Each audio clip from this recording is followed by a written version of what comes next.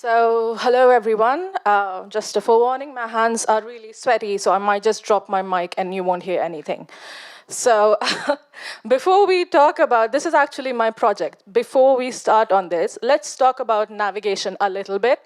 So, I'm assuming none of you actually teleported here and you actually navigated to this venue, right? Yeah. All right. So I'm going to throw the catch box or chuck box, as some of you say it, at someone in random.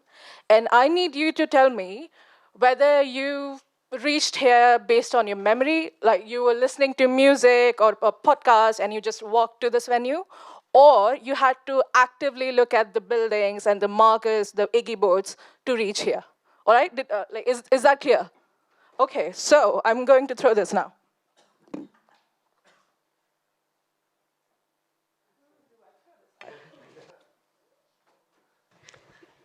Purely from memory, because I work here. Okay. Okay, I was worried I was going to embarrass myself by not catching this, so this is good. Okay, now I want to throw this at someone else. Sorry, purely from memory. Oh shit, okay. Is anyone new? Or has like really bad memory? Okay. Oh, that's just Wrong bad. person, probably. Yeah, I tried to get here from memory and then I got lost. So I turned on my Google Maps and I'm here. Okay. Yeah, I did end up dropping it. So, as you can tell, I'm not an athlete.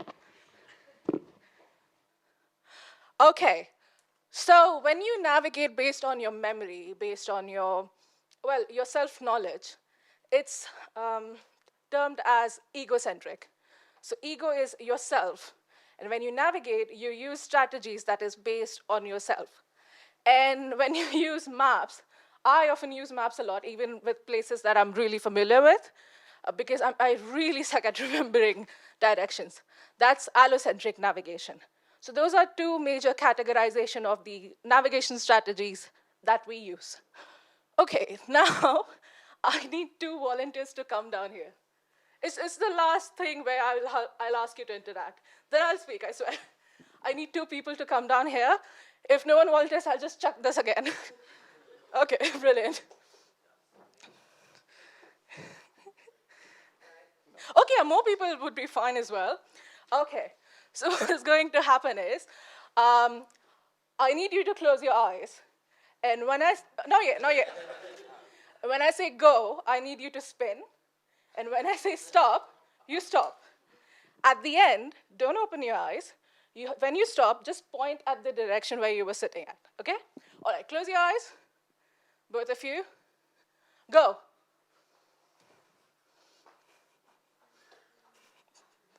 Stop. Now point at the direction your seat was.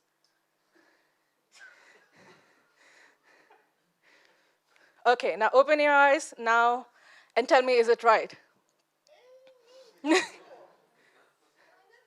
Kinda, okay. So what you looked at is your self-orientation. You can sit now, yeah. So thanks for being my guinea pigs. So we have ballerinas in making now in iGGi, so if this doesn't pan out, you know what to do. So what you saw now is your self-orientation, but we took away one sense, your visual sense. So in that task, I actually suck a lot. I try to twirl around and I'll point at some other direction because my self-orientation is not good. They were surprisingly good. Well, maybe it's not surprising, maybe I'm just bad. So we discussed two things. One is navigation strategies, and one is orientation, and what happens in orientation if a sense is compromised. Now let's talk about this project. Okay, so my project mostly works with player uncertainty that they have in navigation. So mostly I'm using data from a game called Sea Hero Quest. It was developed by the company Glitches, some scientists in UCL, and Alzheimer's UK. So I'm just going to show you a video of how this game works.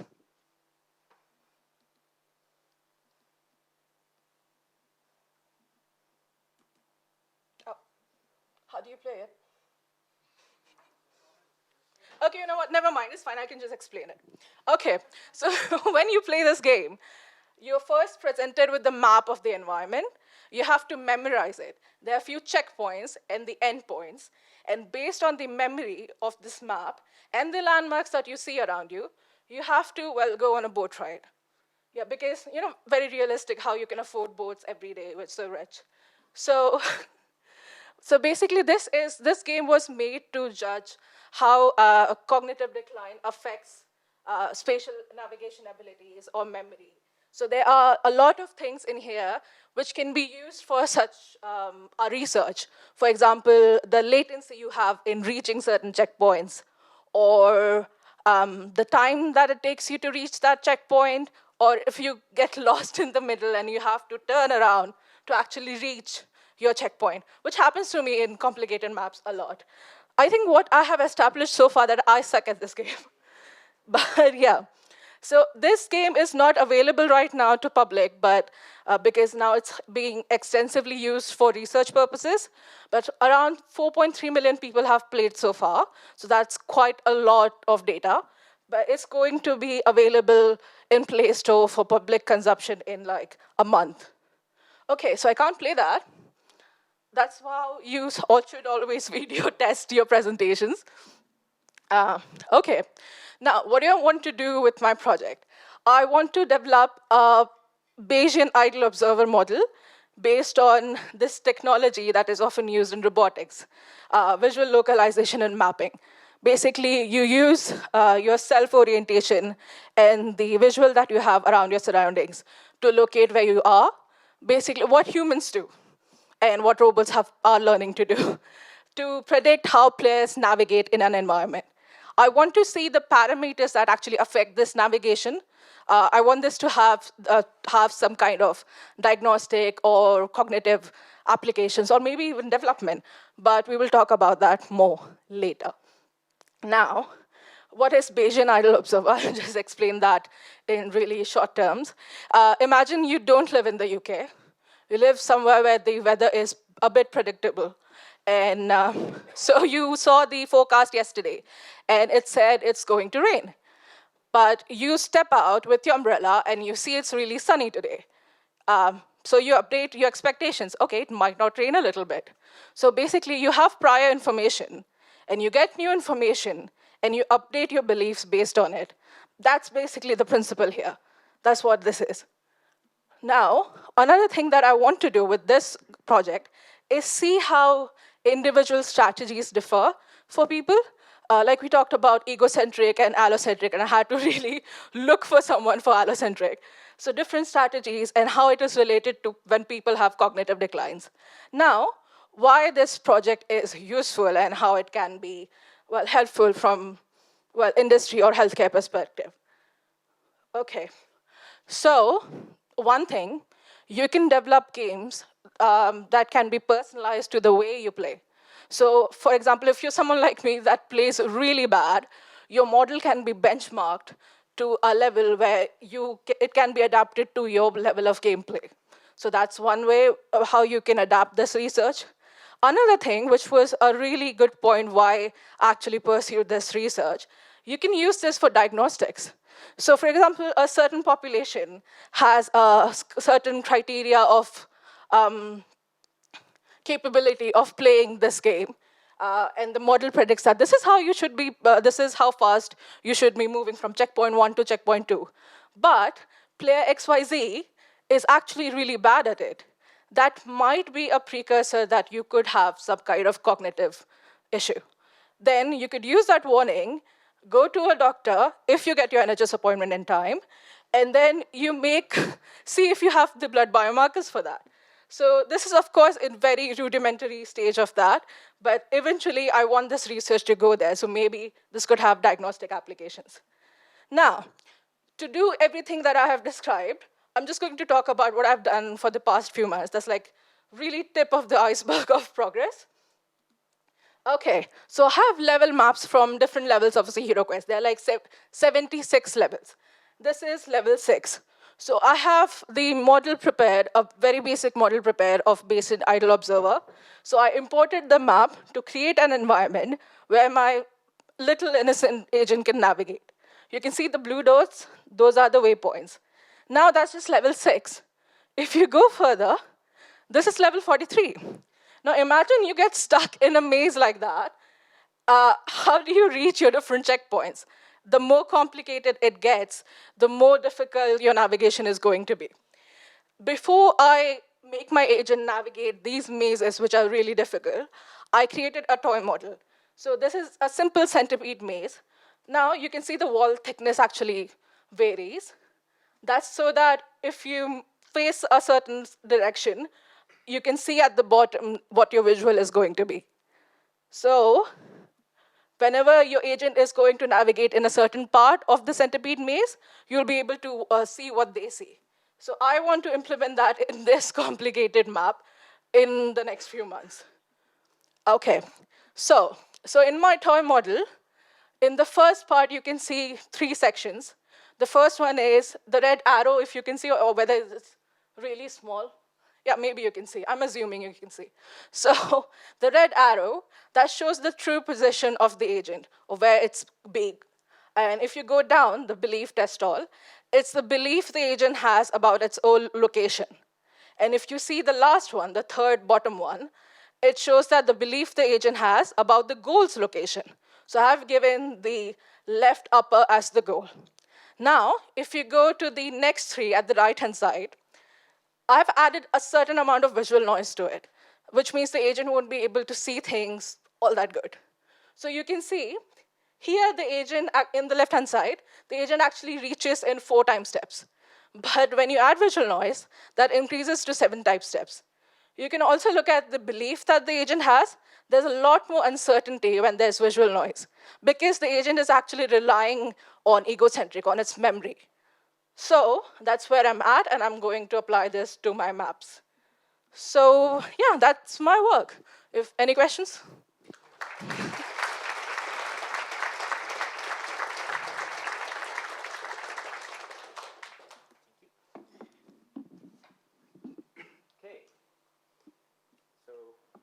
Do we have any questions?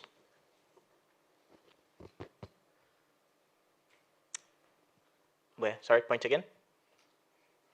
Ah, here. There you go. Thanks. Fascinating talk. Really, really fascinating stuff. In See Here Quest, you navigate the maze in 3D. In your game, do you navigate in 2D? No, so right now I'm navigating in 3D, but in my game, my priority right now is to import all the levels in it. So for now, I can visualize how the agent looks at things in 3D, but while I'm navigating it, it is going to be in 2D. Okay, so that was the context for my question, which is there a significant difference in people's behavior between those two? No, there won't be, because essentially it's a 3D navigation that the agent is doing, but from my perspective it's 2D, just so that I can see how it's happening.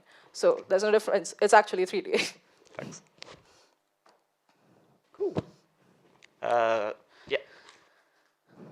Hi. So first off, that was a fun little exercise you had to do. That was very interesting. So this just might be my lack of understanding of the work that you're doing. Are you only going to be looking at AI agents, or are you also going to see how people navigate through these? Okay, mazes? so the agent is, that's a practice thing. I want to develop a model that will be able to predict the optimal parameters that players face. So for that, the essential element is the player data. Okay. So like I said, we have 4.3 million player data for this game.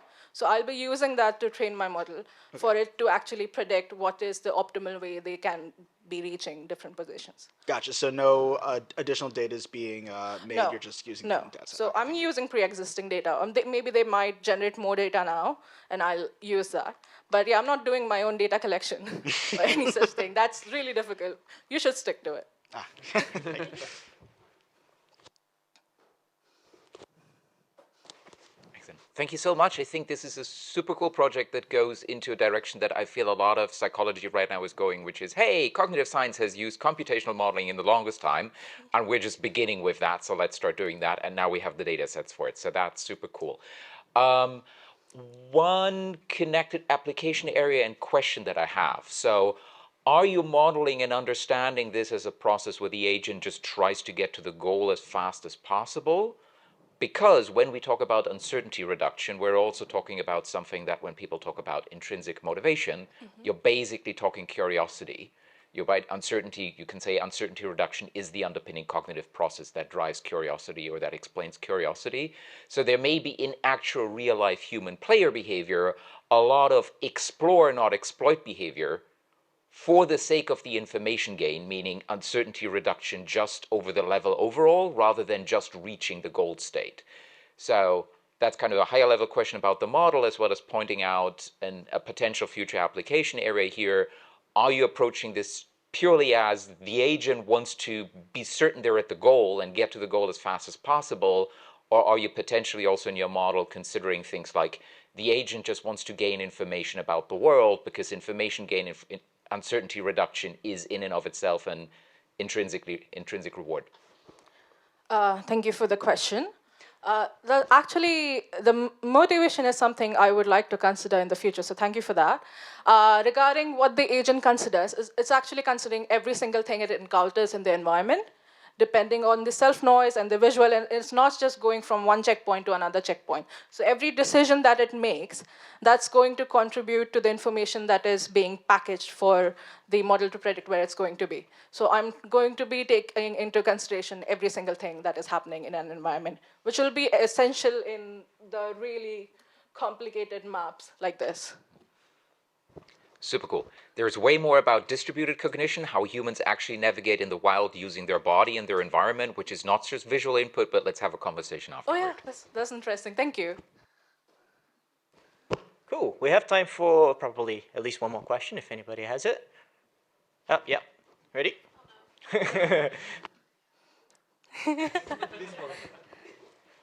Thank you.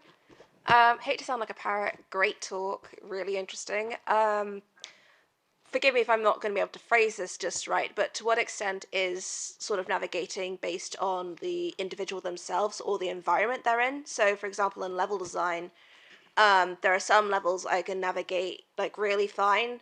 Like even something with curves, especially if they're unique, I'm more likely to navigate them easily. But if it's just straight corridors and exactly the same sort of like environmental stimuli around me, it might take me a lot longer to find my way. To what sort of extent are you sort of working to sort like with your like agents? That sounded weird. To sort of like anticipate that sort, like, are you anticipating that sort of behavior, or is it sort of situational based? So how my model behaves will depend on the data that is fed into it, which depends on the player data. So, but in real life, which will be eventually the player data, the kind of navigation that you do, the straight walls or the curve or by memory, it's not really as straight cut. It's really interspiced with each other. So you might think that you're looking at Google Maps to navigate certain things, but you remember or anticipate something coming after this. So maybe you see a stoplight, but you can assume that, oh, there's a stoplight, but there's going to be a turn here. So these things, the prediction, the memory, and seeing the environment around you, those are quite well intertwined. And that's how your behavior presents in the games as well. So that's how the model will behave, hopefully, if I train it right. Okay. Perfect. Thank you. All right. Any final questions before we close up? Okay. Yep. Okay. I think let's end with another round of applause to Prakriti. Thank you.